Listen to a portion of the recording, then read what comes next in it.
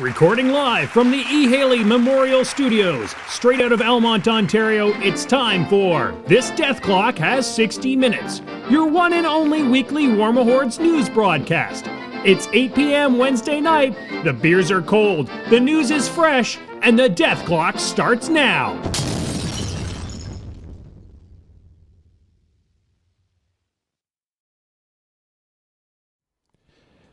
Good evening, everybody. Welcome to the Death Clock. Tonight we have a bit of a different lineup. Yeah. The one and only George, PG Semi-Automagic, is sick, so there's a big blank space over here, which is sad. Currently taking applications. For his replacement. You must have a giant beard. Yep. Look a bit like the guy, what's his name? The guy from Hogwarts. Hagrid. Hagrid. Yeah. And, yeah. Being a PG wouldn't hurt. Being a PG semi-knowledgeable. Oh, that would be a step up. We're just kidding. We don't know anything about this game, so we rely on him to tell us all this. So what we've done is we brought in our friend PG Devin. PG Dev. Fresh off of DevCon. Introduce yourself there, Devin. I'm my name's Devin, and I'm one of the PGs in Ottawa. And yeah, we just had DevCon, which was really just a tournament that I wanted to call DevCon because it sounded cool. I love DevCon. Yeah. I went to DevCon. Did you? And I didn't come in last. You didn't come in last. It's been my favorite con. That's a win so far. That's just like a step in the right direction, I sir. know. It may also be the fact that you've played like 80 games a week now for the last little while. Oh, I wouldn't go that far. Like 75. Yeah, 75, 76. So, and of course, the Ringo to my George, the left to my right. You missed, unfortunately. I did miss. It was on weathering. Yeah, it was on weathering, which was really, really cool. It just what was neat about it is learning whole new techniques. I don't do a ton of weathering. I have been painting very clean up until now. Right. And just using different products, really. That stuff that I'd never used, like oils and lacquers and that kind of stuff, that's really which was cool. really, really cool. Highly recommended if James plans another. He's going to be doing courses throughout the year. We'll tell you when they're coming up, and you definitely need to sign up for them because you always learn something with James. Okay, guys, we'll head right into this week's news. We don't have a ton of news coming out of PP this week. They did send out kind of a big insider, which was kind of cool. They're answering the questions pertaining to the upcoming errata. So did you guys both got a chance to read the insider? Yeah, I kind of glanced through it. Yeah, I went through it. So, what do you think, Devin? What's your overall impression? Are they is the errata going the direction you thought it would go? I mean, you didn't give much. The one thing that I pulled out was Brute Thrall's getting a change to help against the range. So I don't know, maybe Shield Guard or something. I don't know. It's very, very random. I've been speculating for a while, but like I said, there's not much. You didn't give us much, just the things like weapons aren't going to change and whatnot. Yeah, weapons aren't going to change. Basically, the keywords on models aren't going to change. So, like, Rock Bottom's not going to suddenly become Rulik and that kind of thing. Ambush, he basically told us, the people think, I don't know, somebody asked the question whether Ambush was over-costed. But Ambush is a pretty legit thing. To be able to just drop a unit in your back line or whatever is pretty huge. So it's really good now, especially with the new back arc rules where you can walk into back arcs instead of starting activations in back arcs. Exactly. So Ambush is pretty huge. Not a ton else in there. I can't really. One of the weird questions was, are models without Cortex intended to be disrupted? Which brought up a lot of people were like, oh, they're changing disruption so that beasts can be disrupted. That wasn't really the goal of that question. I think it was more to answer for things like COC, which does not have Cortexes, quote unquote, but can still be disrupted. So that was the only example I could think of too. Yeah, the people that were quite thinking, oh no, beasts are now going to be able to be disrupted and monstrosities can get disrupted. It's no, not really. That's not what. That's the forum's curse. Yeah, exactly. So circular vision, stopping back strikes. Just sort of more of these were less erratic questions, and more were just people asking rules questions to a certain degree. Yeah. Okay, guys, the only other piece of news, and I didn't really understand where all these are coming from. People have been pulling pictures off of Tumblr. George has been right on top of it. He has. Devin, you were explaining what's going on. That's getting where are these pictures coming from? Honestly, I don't know how it's working, but I know it's part of the ARG or whatever, alternate reality game, where you have to figure things out as a community, and they slowly release spoilers. Gotcha. So yeah, and this week's was a crow looking into his reflection. It was There pretty was 2 this obtuse. week. Yeah. There was the silhouette. Oh, the of silhouette. Maybe a warbeast. Yeah. It was a little obtuse, and I think we here, all three of us, kind of agreed that they better friggin' give us some real information soon, because we're all frothing at the bit. Yeah, I honestly expected something a little more concrete to come out on Thanksgiving, because they seem to be hinting towards pumpkin-based? Yeah, well, like harvest-based, right? But nothing happened. Yeah, So it's got pumpkin spice in it. We're all gonna buy it. The silhouette might actually be a Warcaster. I Ooh. think that's the one thing they would want to spoil first. Oh, that would be cool. That So would be it's cool. more of like a monstrosity looking type of thing, something assembled. Monster Warcaster. Monster That'd Warcaster. be cool. That'd be cool. All right, guys, let's move right along. I think that's it for the news. So let's go right into Focus!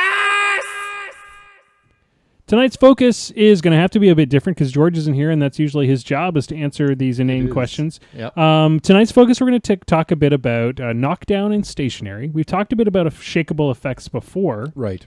But specifically, we're going to talk about the interaction of knockdown and stationary and what it means on the game table. Yeah. So, Devin, you're going to kind of be in charge of getting this right because, as everybody knows, Maelstrom and I are dumb as posts and require... I'm a little rusty, too. Yeah, well, we require at least somebody who's read the rules once to answer our questions. So, what happened in the game this week that brought this question on, Jason? Nothing actually happened because I wasn't playing Lilith 3 this week, but Lilith 3's feat is so whatever she shoots becomes stationary. And I was kind of talking to George about it, like why, if people can just shake it off at the start of their next turn, then why does it help? Like what's the big deal? Yeah. Okay, so let's talk a bit about knockdown first. There's a few different cases for knockdown when it happens. Headbutts and tough checks are probably the two primary ways that knockdown happen, and throws, obviously. Devin, explain knocked down and sort of how does that work as a game mechanic? When you're knocked down, you effectively can't do anything. If you're knocked down during your activation ends. If you're able to be knocked down, obviously. You also do not have a melee range. You cannot be engaged, and you cannot engage. Now, some confusion sometimes happens from older players, say first edition players, who thought also that you cannot contest if you're knocked down, and that's not true. You still contest a zone if you're knocked down. The second part of this question, of course, is stationary. Stationary is generally a spell or weapon effect.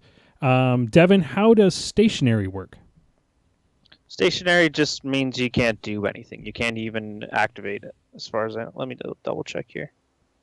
Yeah. Right. So basically, you're stuck. Same idea. The big difference though is you still block line of sight. As you're knocked down, you do not block line of sight. Right. When you're stationary, you still do. Now, okay, so there's two different types of ways to deal with these effects on the gaming table. Let's start with knockdown, and let's start with warrior units. How does a warrior unit deal with being knocked down? If the whole unit's knocked down, they can either sack their movement or action.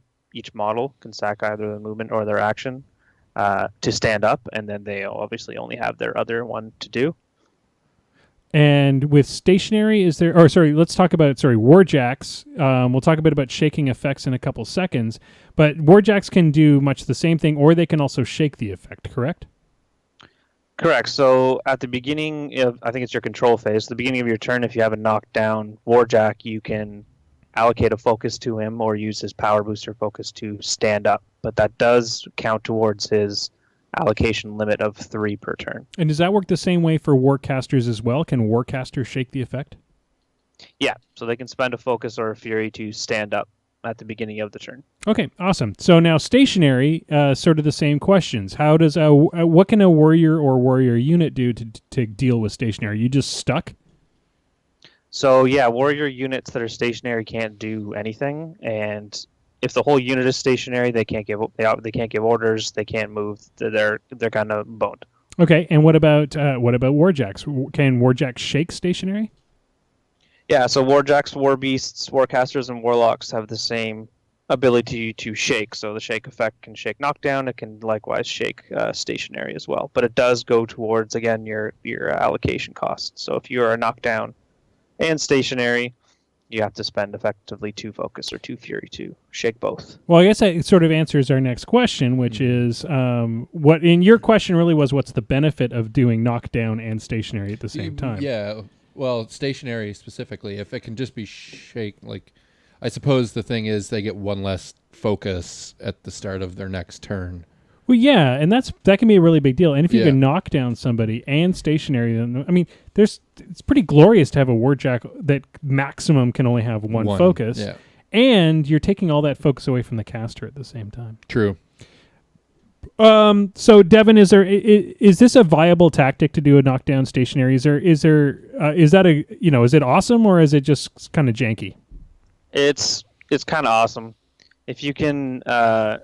If you also have the ability to disrupt a warjack and knock down or stationary, they can't even get power up, and they can't allocate, and they can't shake, and they do absolutely nothing that turn. So that's a better combo if you have a disruption or an ability that stops forcing. But knockdown stationary together are just a similar tactic, and they're mostly used for the offensive ability to get guys out of the way, not blocking line of sight, or getting them down to def 5 to make them easier to hit. Yeah, and that's actually a big deal. That comes up a lot in games, and I think newer players often forget how powerful knockdown is. Headbutts are huge. Yeah. Some would say a little overpowered to a certain degree. Throws are definitely the problem. Yeah, throws are even a bigger problem for sure. Hopefully we will see some change to throws in the... I mean, everybody's pretty much hedging their bets that there'll be a change to throws in the errata. But having something knocked down, let's say, for example, you have a caster that you just can't hit, that def 17 or 16 or def ridiculous caster. Yeah. Being able to knock them down somehow, either with some sort of spell or an AoE, or just getting that one golden hit that does knock them down, that can really change the tide of a game. Yeah. Or perhaps a feat that stationaries everybody. So if something's stationary, does its defense go down to 5 as well? Yeah. Okay. Yes, it does. So think about how powerful that is when you're, say, dealing with Shay, who normally is defense 7. I want to say defense 17. Can't really. It doesn't lose his defense when he's knocked down. Yeah. But if you can stationary him just as a corner case, this is a simple corner case, you can win the game. Yeah. Done. Like the game's over for him. Yeah. Other models that really hate stationary are leaders of units and cavalry. Yep. Just get the leader, and then they can't charge, because they can't issue orders or receive orders, so you only have to tag the leader model. I was just going to ask about that. Well, I guess, and the other thing that I've seen done really well, actually, shout out to Mike Bilak, who did this to me. If you can stationary a unit in front of something like a Colossal, that Colossal is blocked in. Especially if they're a medium-based unit, that Colossal can't do anything. Oh, I suppose, He's just stuck behind a wall of you got to kill. You got to kill your own dudes. You'd have to trample your own. Well, and if it's a medium-based unit, you're with boxes, stuck. You're just kind of stuck unless you kill all the dudes in front of you. So that's just mean, man. So, well, that's the thing, and it's a great tactic. It is, yeah. And totally won him. That was a great way to deal with the game. All right, guys, that's it for the focus for tonight. I hope you learned something. I know I did. Oh, that's nice. All right, tonight's roundtable, and really, Devin has been playing a lot of Retribution lately. He's also a wizard Circle player. He's taught me a lot about playing Circle, just by telling me that I'm doing it wrong. Back in the day. Devin, tell me a bit about, we're going to talk about Retribution. Tell me a bit about why you've switched to that faction at this time. Well, Retribution was my first faction when I got into the game. It was the one that drew me in, mostly because of the fluff, I guess. I wasn't really sold on the whole steampunk thing, and they were like a bit separate. So when Mark III hit and I saw a lot of the changes, I had to revisit the faction and a lot of the things that looked really good and had changed a lot. So Yeah, I hadn't been on them for a few years. they look really good. They're in a great place in Mark III. Would you agree? Yeah, no, they really are. They have a wide spread of solid models, units, warjacks, and casters. All right, so let's go into the real nitty gritty of it. Let's talk a bit about the fluff. Tell me a bit about the background, the story of Retribution of Sira, and sort of in the game world. So I only know like a lot of the original stuff, and basically, Retribution is a sect of the Iosian elves, and Ios is a land surrounded by a giant wall that is closed off to any other race. The elves keep to themselves, much like every other fantasy lore. And at the time, all their gods had died, and they had found one god, and she was the only one alive, and that's Syra, and she was dying. And part of the elves thought it was the humans using magic that was causing their gods to die. So this sect broke off called the Retribution of Syra, and they were out to get revenge on all humans that used magic. And that's the starting of it, really, and a lot's happened since then. Absolutely, tons has happened. Other houses have joined, etc., etc., etc. But yeah, totally. Yeah. They're basically they're mage hunters, kind of out for blood. A whole bunch of evil, angry elves. Oh yeah, angry elves. Angry elves. Explain the design space of how does Retribution play in Mark III? What's the sort of design idea? You know, we talk about Khador being the heavy jack faction now, kind of thing, with good infantry. What's the design space for Retribution? So I find, especially in Mark III, they've always been a toolbox type faction where you have to bring the right tool for the right job. Mm-hmm. Like one model will do one thing really well, and he won't do it very well in the other ones. So, and they rely heavily on infantry, similar to Khador, where their infantry has separate roles. The House Guard are different than the Dawn Guard and the Mage Hunters. They all do completely different things, and they translate really well into the battle, where the Mage Hunters are good at killing units for the most part. Sentinels are good at killing heavy armor, and Halberdiers are like a jam long range melee threat. So and they're not their warjacks are very toolboxy as well. All the heavies have guns, and they're all magical guns, which is rare. And then they have their two weapons. They can hit really hard with the help of the solos that you always bring, the Arcanist mechanics. But they don't really like taking it on the chin.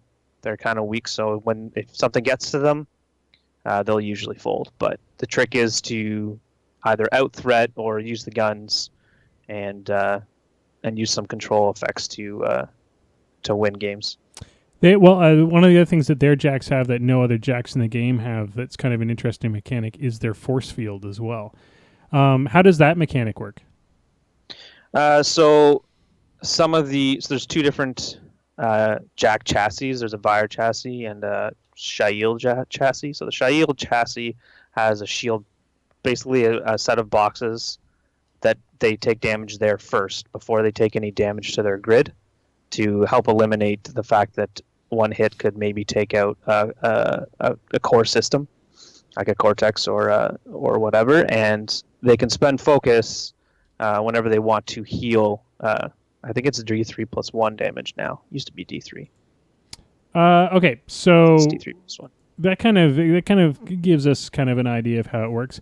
What are the current casters that are kind of rocking it at the moment? Well, also Jason's looking at the stats viewer on the battle reporter from the guys over at DevHead Dice. So he'll sort of tell us what it's saying. But in your opinion, sort of playing playing the games that you've played, who are sort of your favorite casters? Who are the ones that are really rocking it on the scene right now? So my favorite is Kelissa right now. She got huge buffs from Mark III and is, like I said, the definition of a toolbox. She has 3 different gunshot types now. She's great at assassinating. She has a defensive buff against range and magic. She has a defensive feat that really shuts down a lot of the good stuff that's out right now. But probably the biggest caster that everyone seems to be playing is Ossian. He really only picked up Deadeye, and that completely changed how good he is. So a lot of matchups he can just win on his feet turn. So you'll see him pretty much everywhere, and I expect he'll see some errata time. So what is it that Deadeye really added to him? So back in Mark 2, it was always Raven versus Ossian for the gun line. Raven had the feat that added a dice to all your ranged attacks, and Ossian had the feat that added a damage die.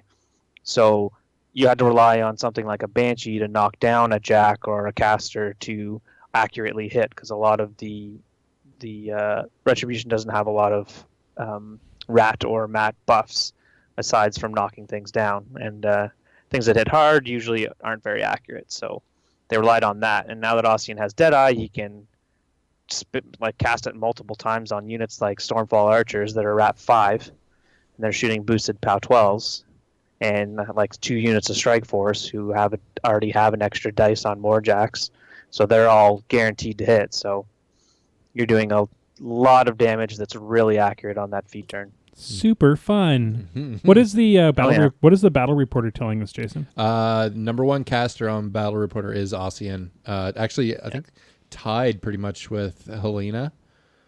Helena's seeing a lot of time because she's very different for the faction, because she's sort of she's got an armor buff, which is the first time they've had that. So yeah, those two are definitely the top 2 right very now. Cool. Interesting. So let's talk about where casters fall in. We talk about this quite often on the show. There's sort of the control casters, which are good in scenario and moving things about, the Haley 2s of the game, the assassination casters, and then the defensive casters. Where do the casters fit into that? Who's sort of who's the control caster, the assassination caster, and the defensive caster? Control. They all have some elements for control, which is just a part of the faction. But the best one would probably be Ron. He's got things like Polarity Field, which you stick on a Hyperion and then nothing can charge it. He has TK. He has Force Hammer. And his feat gives boosted to hit and boosted to damage on all spells. So and you bring him with the battle mages, and he gives you tons of angles to push and pull and move things around, win on scenario, or get that assassination off sometimes too. Awesome. What about the assassination caster? Obviously Retribution's really a lot about assassination. It's kind of in the fluff, but who's the best at it? It's tough. I've gotten a lot with Kaelissa lately, but that's mostly because I've really gotten good with how she plays, and sometimes it's a last ditch where the numbers work out, so I'll go for it. Her gun can strip focus and fury, and she has 3 shots. She also has Phantom Hunter to ignore line of sight and stealth, and that coupled with other things in the faction like Iris to strip focus, Banshees to knock down Warcasters. I think she's got some of the best tools to do it, but depending on the caster, sometimes Ron can do it just as well. With the TK and the feat, he can just hit you with a whole bunch of battle mages or pull you across the entire map and punch you in the face with his staff or something.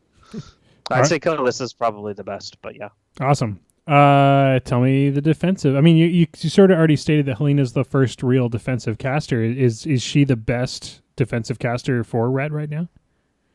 I think so. That armor buff, for Ret Jacks, really changes how you can play them, and you can bring a lot of different Warjacks like the Manticores that have the covering fire, and the D3 shots. So you can. They've always been good at shooting. If you can survive a round of in melee as well, you've weakened them down with guns, and then you've been charged, or you've gone and charged, and then you've feeded to get the armor buff. And they actually don't suffer any damage systems. So if you take out movement, it doesn't actually help. So I'd say she's probably the one in the faction that stands out as different for the defensive style. So I guess the next thing we always talk about is going from battle box on. So you get your what is in the Retribution battle box? Let's start there. And how does that battle box play compared to the other battle boxes? So you get Kaelissa, she's my favorite, and you get a Manicore, Griffin, and I think it's still a Chimera, right? Pretty sure, Yes. Yeah, I'm pretty sure it's Chimera for the Arc node. So it's wait, that's the old battle box. Oh yeah, Who's we the could. new battle box? What is Helena's the new battle box. right there? That makes way more sense. Yeah, that's how old I am. So you get the new battle box and then buy Kalissa. Anyways, yeah. So Helena plays that defensive game, and she has a really cool gun that you can hit a warjack or you can hit a model with and push it 3 inches in any direction. So in a battle box game, that makes a huge difference just to maybe push your enemy away from you to get them out of threat or pull them towards you to get them in threat range. Compared to other battle boxes, a lot of them tend to be hit hard or take a punch. Right. So I think she's on the take a punch side. And do you think, in a comparative state, is it one of the better battle boxes, or is it middle of the road? I'd say better. I had a lot of success with her when we had that battle box tournament, but I haven't played with them all yet. All right, so now you've got your battle box. You've decided to go in all Retribution, which we used to always say, don't start Retribution, but now I would say we're kind of the opposite, saying, go ahead. Used to be called Regretribution, etc.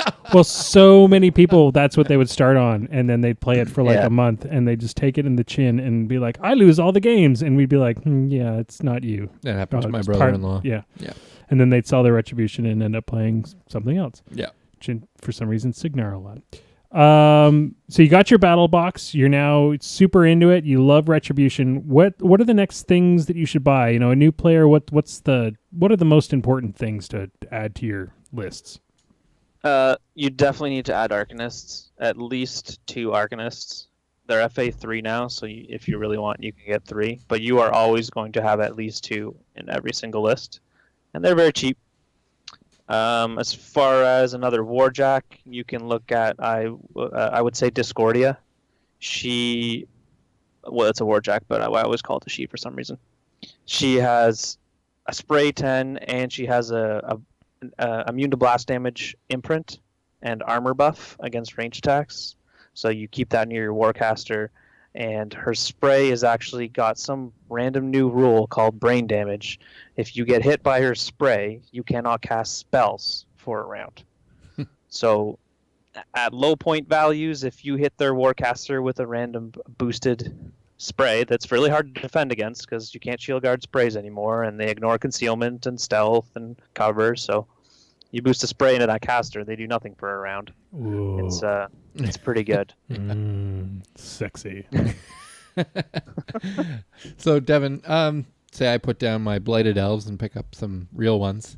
What is the thing that the real elves excel at? Like, what does Ret really shine in what aspect of the game?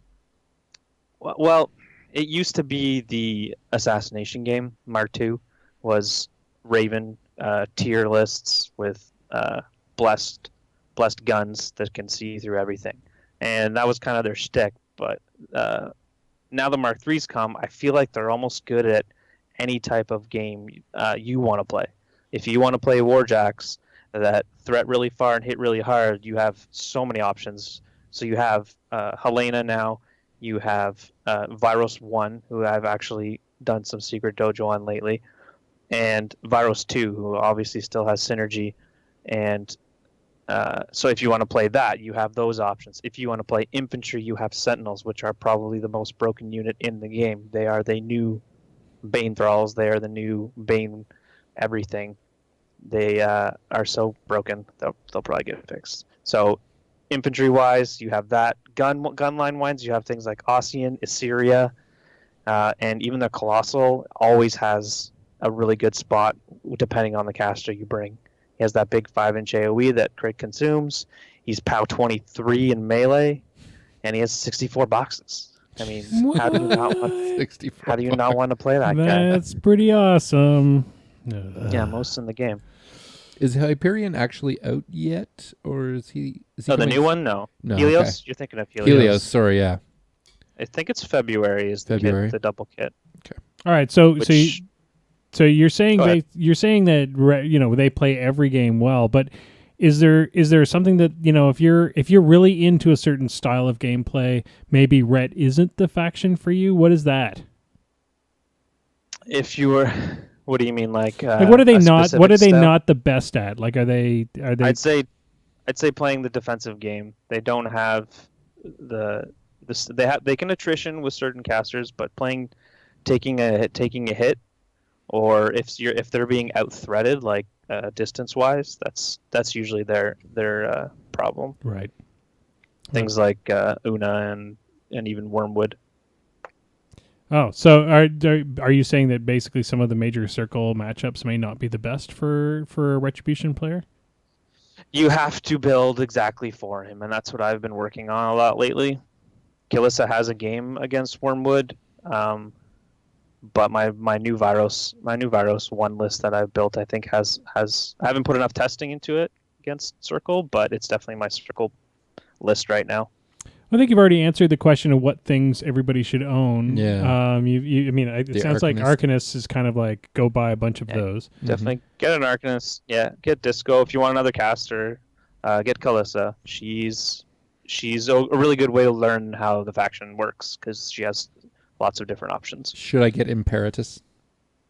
Imperatus is good. He's not always worth the points, so it depends on the list you wanna play.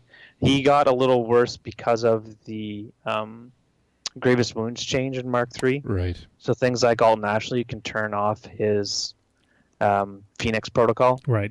Which was so usually if you bring him, you'll bring a shield guard to stop that from happening, and you just don't play him into Kane 2. I think everybody just shouldn't play anything in a Kane 2. I think you should just give up your game right away. Go get an ice cream. Just go and get an ice cream. All right. So you've answered the question of what we should own, but no matter how much we love Privateer Press and how well they balance their games, there is always a trash unit or a trash thing. What are the things that just avoid buying right now until they either get fixed or get changed somehow? I was trying really hard to think of this because I pretty much would almost play anything in the faction right now, but the only solo that I don't own is the Dawn Guard Seer, who is a Jack Marshall Sentinel. He's like I think he gives them veteran leader or something. Anyway, he's awful. They did cool things with Jack Marshalls, but just not good enough for Red. I don't think he's worth it. Don't spend the money on that guy. I've heard people complaining about ghost snipers and how they're no longer stealthed. Yeah, them losing stealth is a big problem, but they're still range 14. Yeah. The problem with them is they fill they're the 3-point slot, and that's a big ticket for the list healer that just came out and Lanissa. You're always going to take them over the ghost snipers. Right. Yeah. It's too bad because they're cool, but I've never been. Well, they were a pretty cool unit in Mark II. If they're going to take away the stealth, they should take away the ghost moniker as well. Yeah, they should just be snipers. Yeah. Just I don't even think they have snipers prowl you or can anything. see. Really not ghostly snipers.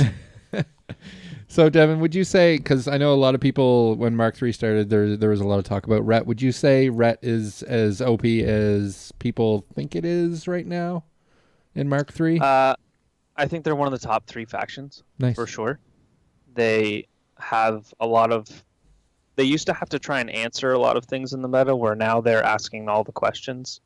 Things like Gaussian. People are having to build an anti-gun line list. Obviously, he's probably going to see some changes, which is still fine, even if they do change him. So, yeah, I'd say top 3 overpowered. I don't know. I don't see them winning everything. So obviously, there's some good players out there. So who knows? And the top players aren't picking them up, so they're not broken. Well, you mentioned a couple of things that were a bit broken, and we'll see some fixes. The unit that you were talking about before, and Ossian you were saying as well. What do you think will be the changes to Rhett? Just hypothetically, what are the few changes that you sort of foresee coming down the road? As far as nerfs, I'm expecting Ossian to lose Deadeye or them to change Deadeye in some way. Maybe drop him and give him something else. Maybe give him an upkeep so he can't cast it multiple times on his feat turn. Maybe only get it off on one unit. Because right now he's putting it on 2 units of Stormfall Archers and 2 units of Strike Force in one turn. You're like, well, that's silly. So I'm expecting that to change. Sentinels are, like I said, they're the new Bane Knights, the Banes. I think they're gonna get something, but I can't figure it out because right now they have Wall of Steel, so they're def 12, armor 15. When they're base to base, they go to armor 17. They have a mini feat that gives them +3 armor, so they get up to 20, and immune to knockdown and stationary during the mini feat. They also have Vengeance now all the time. So you kill a guy, the next turn you get to move 3 inches. So now they're threading 13 inches with POW 12 weapon masters that are mat 7. They're a huge problem, and I've stuck 2 units of them with Kalissa now because I found them so useful. Yeah. And you put things like blur on them, and they're def 15 against magic and ranged. And the weapon attachment for Rhett actually has seen a lot of use now. He's 1 point. You can attach him to any unit, and he gives the unit mage static. So if you target that unit, any model in that unit with a spell, it gets -5 range. Wow. And yeah, so that helps a lot with a lot of the heavy magical debuffs and things that are out there now. So I expect them to maybe. I was suggesting take away a Wall of Steel, because they from Mark II to Mark III they gained permanent vengeance. It was granted before, now it's tactics, and they gained the mini feat. So I expect something to change there. As far as things, disco maybe I might even see a change because brain damage. I've been brain damaging, Wormwood, and people losing their shit because that just shuts him down. Right. Because he's really easy. He's really easy to hit. He's just a tree. And even when he feats, I have Kalissa to give him Phantom Hunter so he can see through the forest. Nice. Brain damage. So she might see something change there. I don't know about buffs though. I don't know if they'll see anything. Maybe there's some underplayed casters in the faction, but Well, it's always that problem though. If there's if all the casters are decent and a couple shine in certain matchups, then you don't really need to change everything. Just got to change the matchups. One of the biggest things that's happening right now, the biggest change as Mark III came around, we went from infantry machine to big stompy robot machine. What is sort of the retribution way of dealing with jack spam? And we can be in specific by saying Mad Dogs, but now Mad Dogs has really opened the floodgates to several different types of jack spam. What's the retribution solution? Well, Ossian, ironically, is actually an amazing counter for Mad Dogs because of the amount of dice you get against them with Mage Hunter Strike Force and the feat and everything. So I've heard that's a problem matchup, but usually they just they drop their other list into that matchup. So yeah, there you go. So any tips or tricks for, say, you can start with maybe Mark II players moving to Mark III, but do you have any kind of tips or tricks for playing Retribution in the new game? Power up is ridiculously useful. You'd be surprised how often you have an extra focus to just heal. Now, I mean, that's a big change from Mark II. I never ever used the force field heal. And Arcanists are just I wouldn't be surprised if Arcanists get nerfed actually. Now that they auto repair D6, them and standing behind Hyperion is actually a serious problem. You send a heavy on Hyperion and do 30 damage, and then they heal back 12. You're like, okay, it's not great. If you're starting out to Ret, you really have to learn how to not throw away heavies. So use the guns that they have and use the infantry, and don't necessarily jam, but obviously pre-measure everything. And if you're using things like Kalis or Alara, you have a great spell in Refuge where you can walk forward and shoot stuff and sprint away. So practice with that. That's a very, very useful skill. All right, so wrap this up. Let's sort of give Devin's. You obviously don't have to give away your super secret text, but what are some sort of basic list suggestions for those people thinking about maybe either starting a Red Army or It might just be stumbling through their first time playing red. Do you want to give them my 2 tournament lists? Yeah, that I'm sure. playing right Yeah, now? that'd be great. Why don't we go through that and Sure. sort of what you're thinking behind them? Yeah, let's do that. So my Kalissa list that I've been working on for a while, it's kind of set now, is let me just pull it up here. Where's my armies? So it's Kalissa with Disco and a Banshee, 2 Arcanists. Where'd she go? Oh, there. Kalissa. 2 Arcanists, Linissa, the Fane Knight, who's the Dragoon. Iris 1, who is actually still good. 2 units of Sentinels with UAs, and a Solus Escort weapon attachment on there. And I built this initially for Circle because of Phantom Hunter. So she has a spell that ignores, you can put on herself or on a Warjack, and that model will ignore line of sight when making charges and attacks. They ignore concealment, cover, and stealth while resolving those attacks. So you can stick that on. It's a 2-cost spell, so you can put that on your 2 Jacks or your Banshee, and you can shoot through everything. So helping to kill things with stealth is really good. She also has Banishing Word, which is an upkeep to stop enemy spells. So things like Wormwood has Stranglehold. That was the main thing I put that on. She also has Blur, which is, I mentioned before, is a +3 defense against range and magic. So you put that on Sentinels, putting them up to def 15. Things like Mannequins, even when they're aiming and boosting, they need 9s to hit, whereas they usually they need boosted 9s, and then they're POW 10s against at least armor 17, maybe armor 20.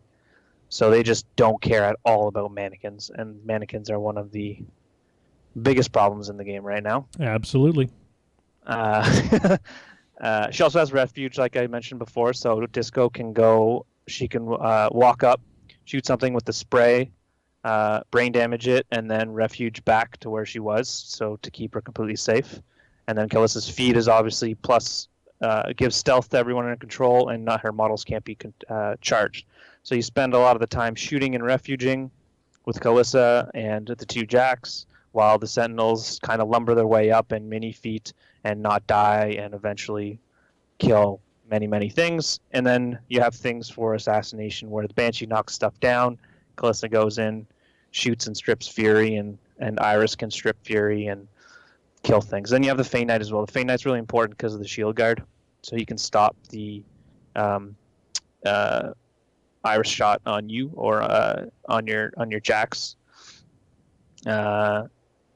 Yeah, so that's kind of an all-comers list. If you obviously don't have to have 2 units of Sentinels, but you can throw in Halberdiers in there if you want instead. But their Sentinels are just so good right now, I had to play them.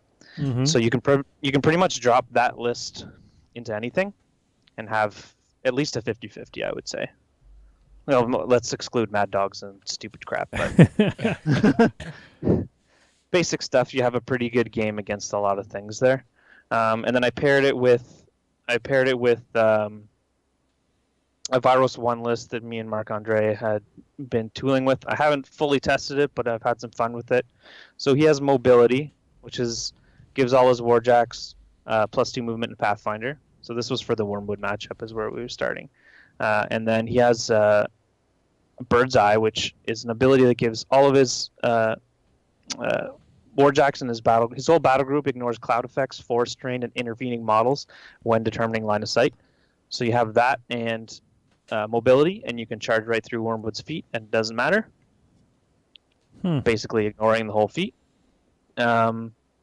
He has Invaluable Resolve, which is a good armor buff for anything, so +2 armor and cannot be moved by push or slam. It's pretty good on Imperatus. She has Stranglehold as well, which is situationally good.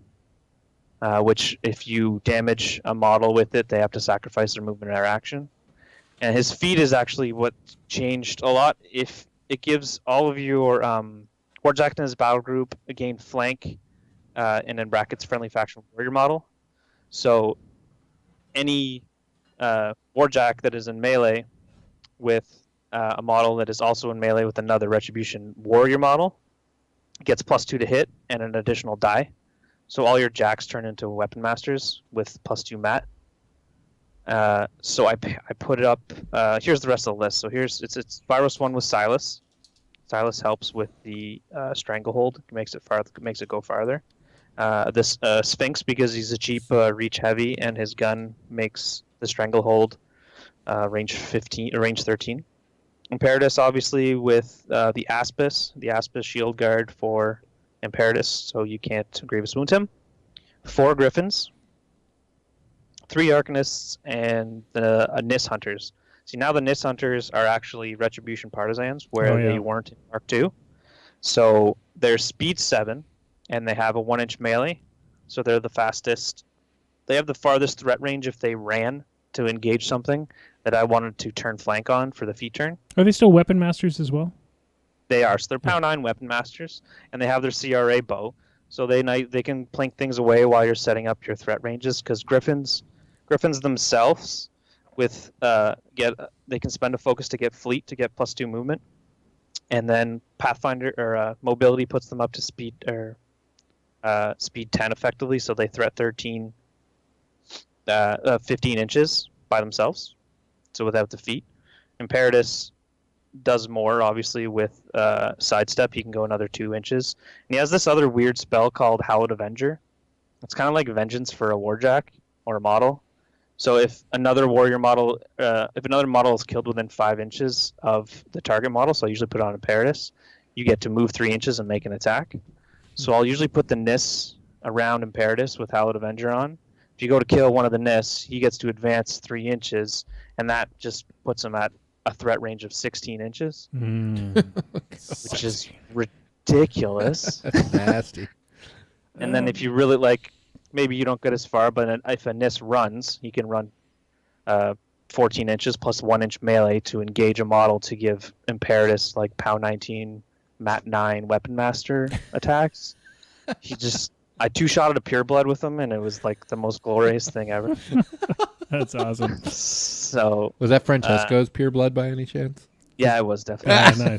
Nice. I still lost that game, but it was great. At least you got to live the glory. Yeah. Yeah. Well, I think that. Sorry. Fun list, yeah.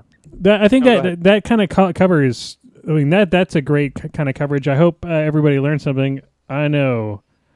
I just don't want to face retribution. That's what anymore. I learned too. It's like I just, you know what? I just want to face, Legion. You guys don't have red. You guys don't have any red players out there. Oh, no, we don't. Yeah, our one ret player kind of quit playing, and Yeah. and he's kind of slowly being lured back to the world of Signar. Yeah. Okay. And he wasn't, Russ is a great guy, but he was one of those. He's one of those guys that plays for fun. He bought a bunch of stuff that he likes, and that's all he plays. So he's not really worried about creating anything that's super competitive, which is great. I mean, you need people like that to make this game thrive. Yeah. Never want to criticize somebody who plays a fun game. Nope. That's what I do. You play a pretty damn competitive game there, mister. I do it for fun. Yeah, you do it for fun, just with ultra competitive assassination top of 2 lists. Yeah. All right, guys. So I think we've answered all your questions. If you have more comments for Devin about Retribution, if you want to learn more, what you can do is you can post it on our Facebook page. I'll pass those questions along to Devin, and we'll get you your answers if you've got more questions. Devin is a local PG as well, so if you are living in the Ottawa area and you want to talk Ret, just show up at one of the local stores that he's PGing at that night. Devin, you get in a few games a week, so. Yeah, I'm all around the store, so if people are looking for games or want to talk Retribution or anything really, just send me a message on the group and I'll be glad to help. Perfect. All right, guys, it's time for The Lightning Round. All right, this is Devin's first lightning round. Are these going to be a bunch of Ret questions? Oh, they're totally going to be a bunch of red questions. damn it. You're not going to get a single one of these right. So the 10 toughest I won't either. the 10 toughest questions in all. The Lightning Round. You just buzz in if you know the answer. Everybody who's watching the show is on delay, so you can play. If you're watching live, you can play. Jason, who will not be answering any of the questions anyway, I might guess. You could guess. I could try guessing. You did good guessing last week. Yeah. Yeah. All right. So if you want to play the game, you can play it while you're going. You just whoever gets the best hit of 10. And if you're watching us live, you can play live, and Jason will tell us who won at the end. So here we go. Look, I don't have to block the paper from George. This is great. Yeah, you just yeah. Yeah. What does the ability acrobatics do? Go for it. It allows you to move completely past a model as long as you get. You're so close. Yeah. Damn it. You can. It allows you to get through or past another model without taking free strikes. That's Devin, wrong. Devin. You do not ignore free strikes anymore. It's important to know if you're playing against Aubin. Yeah. You need parry. Most models with acrobatics do have parry, Right. but one who doesn't is a bonded Moros. Gareth's Jack he gets acrobatics as a bond, but he does not have parry. That's unfortunate. Which kind of makes sense because he's a giant friggin' jack, and he's like, "Oh yeah, yeah, woo! I'm on the other side of you." Oh, it's still giant. Question number 2. What was the actual answer? For that? You can advance through intervening models as long as you have a spot. As long as you're clear to land on the other side. So I was right. I was just choking on my words. You were not using your words. Yeah. You do not ignore free strikes, and you can also choose you can charge through other models, which is really important. You ignore the models for line of sight as exactly, well, so you can charge through a colossal if you want. Yes, which is super legit. What is the name of Ossian's ranged weapon? Oh, fuck. I don't think that's it. No, definitely not that.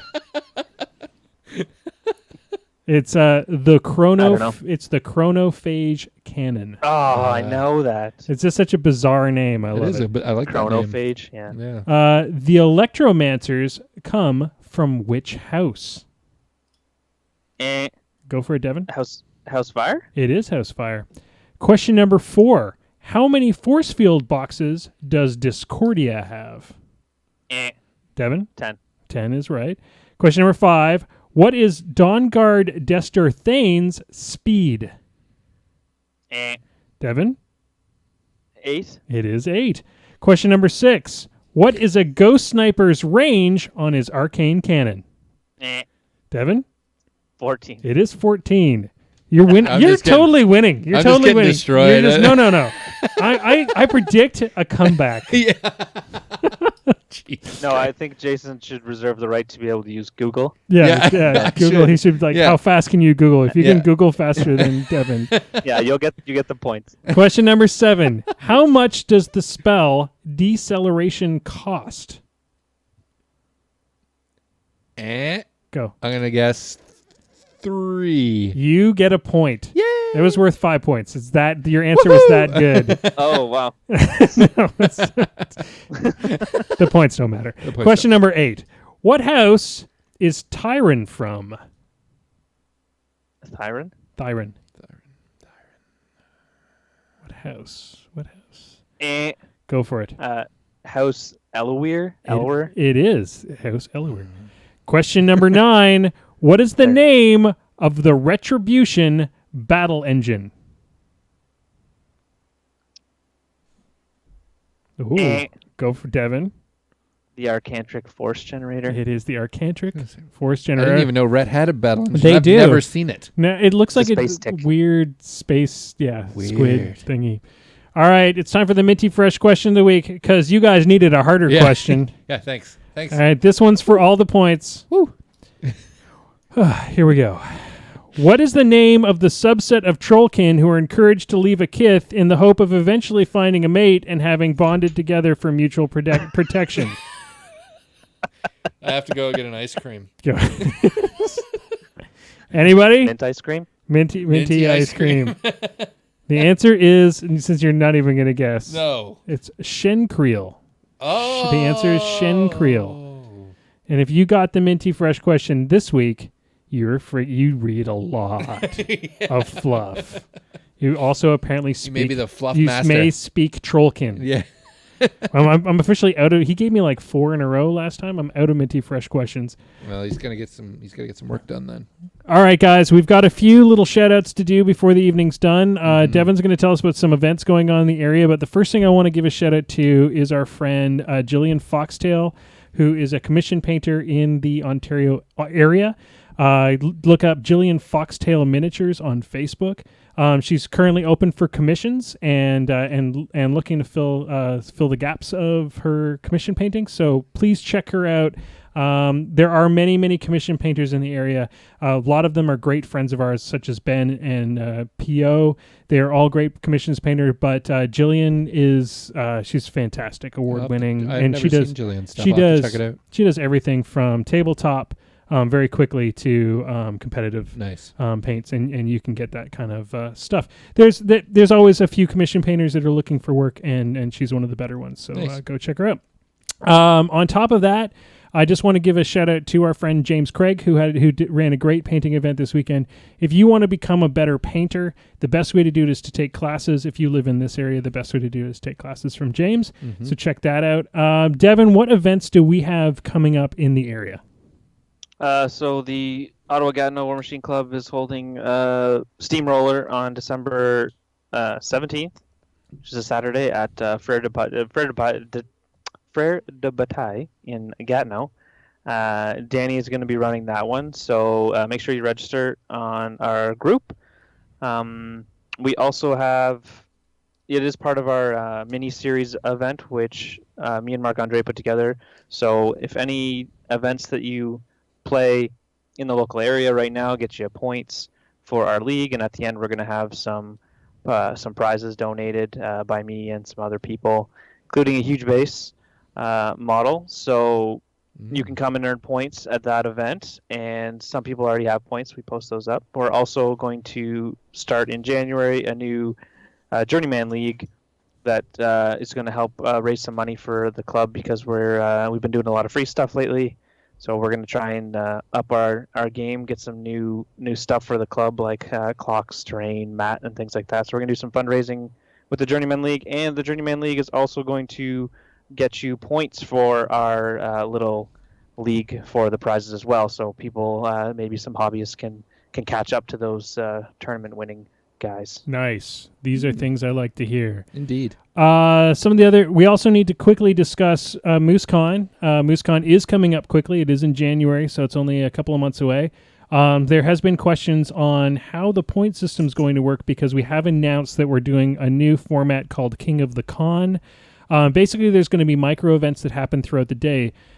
Things like there will be what we call the 15-minute painting competition, where you just go over to James's. He's going to have a little setup with paints and everything. And if you want to sit down and paint a miniature in front of him during your break between games, you can gain points. You gain a point for painting a miniature in 15 minutes, and then he will judge the best one. You'll get more points. There's also going to be everybody needs to bring one painted model. This isn't a huge requirement. It literally has to have 3 coats on it. But what's going to happen is James and our other judge are going to walk through the room as the day goes on, and judge one model from your army. And you get a point for entering the painting competition, for having a painted model, and you will get a point. There'll be points for the winners of the painting competition.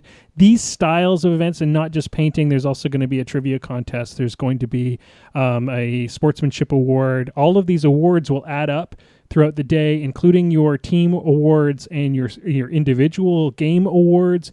And the person with the most points at the end of the day gets King of the Con, which will be one of the bigger prizes that you can win, as well as, of course, the team that wins will get a decent prize as well. But those points that you collect throughout the day will be how you buy your prizes at the end of the day.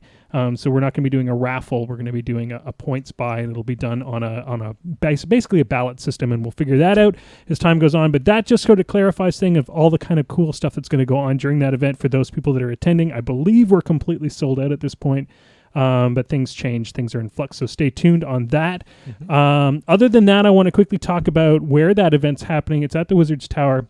Wizards Tower is our home store. It is the one that we go to on a weekly basis to go pay our War Machine taxes, our Wizards Tower taxes. If you are anywhere in Canada and you are looking for Magic the Gathering cards, they are the number one place to go. And if you also want War Machine stuff, they carry a full stock. So check them out. Please send your business their way because they keep the lights on here at Moose Machine, and they're also the ones backing us for crazy things like MooseCon.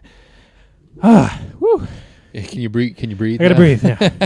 So why don't you tell them a bit about what we've got going on in the store right now? Because we've got a few cool items that you can pick up from the Moose Machine store. Yeah, we got some shirts up there. We have some really cool drink coasters that are up there that have all the abilities and weapon qualities on them. Super handy, folks. In case you forget or you have something on your card, you have no idea what the hell it is. You just look under your beer, and there it is. Or water. Depending. Almond water or whatever spirits, whatever your beverage of choice is. Yep, super handy, and they're nice marble coasters. And of course, we have the Moose Machine token. The Moose Machine token. It is the greatest feat token ever made. It really is. I've used mine pretty much constantly since I got it. If I remember to use mine, I pretty much win the game.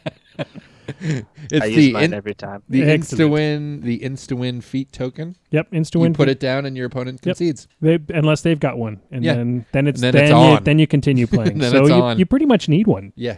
So it's a bottle opener.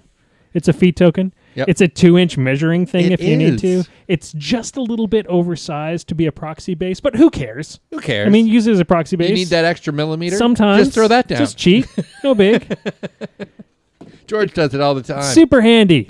All right, guys, that's it for us for tonight. I want to thank Devin for coming out tonight. Devin, it was super awesome to pick your brain, and now I'm just gonna know what your lists are. Thanks for having me, guys. Thank you, Devin. Never a problem. Maelstrom, thanks for joining us once again and for Always hosting my us here pleasure. in your basement. Always a pleasure. And for letting your wife letting you come play with us. Yep. All right, guys. Of course, if you want to come play with us, we are at the Elmont Pub every Monday night. You know you can get a game in with one of us. Yeah. Please join us. And last but not least, dice down. As soon as I get the closing ready. As soon as you hit that. And dice down. Dice down. Moose Machine and This Death Clock Has 60 Minutes is a proud part of the Muse on Minis Network. Podcasts go online every Thursday morning. You can watch the show live every Wednesday night at 8 p.m. Eastern on Twitch and keep in touch with us on our Facebook page. Just Google Moose Machine. If you can't find us, you're doing the internet wrong.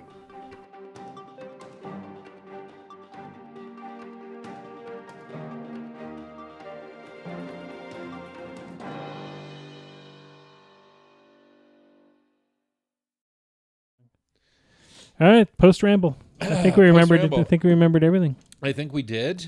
I'm surprised George didn't show up. He He probably must have been should have really started streaming. sick. Damn it! Oh, hit the start streaming Oh, button. damn it! We should tell him. We'll probably have to do this all over We again. did the whole cast, and Jason forgot to hit start streaming. And then we had to start over You'd be again. like, you son of a bitch. I'm surprised he's not watching us. Just to, I'm surprised. He must be really sick. Yeah. Because otherwise he'd be here. Yep, totally. All right, guys. For all the guys that watched us live, thank you Yep. very much. It was awesome to have you. Fraser, thanks for sending us the link for the Retribution stuff. That came in really handy tonight. Yeah, it was it did. pretty awesome to have Thanks, the stats Fraser. at our fingers. It is. That's a great little page and upcoming app. And I miss the fact that your mom's not watching the stream anymore. She's busy. Yeah, I know. Fuck off. All right. God damn it. All right. That's it. Yeah, we're going home. Good night, everybody. Go to bed. No, you just hit the start record button. Stop recording.